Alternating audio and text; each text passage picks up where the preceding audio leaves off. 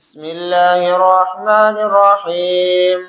سبح اسم ربك الأعلى الذي خلق فسوى والذي قدر فهدى والذي أخرج المرعى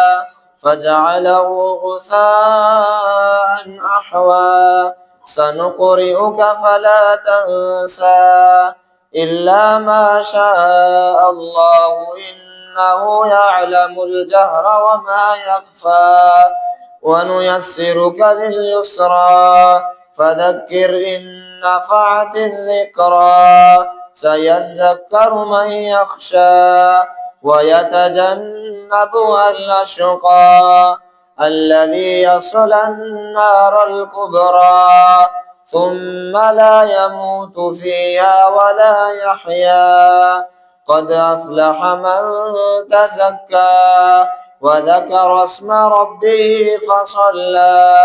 بل تؤثرون الحياة الدنيا والآخرة خير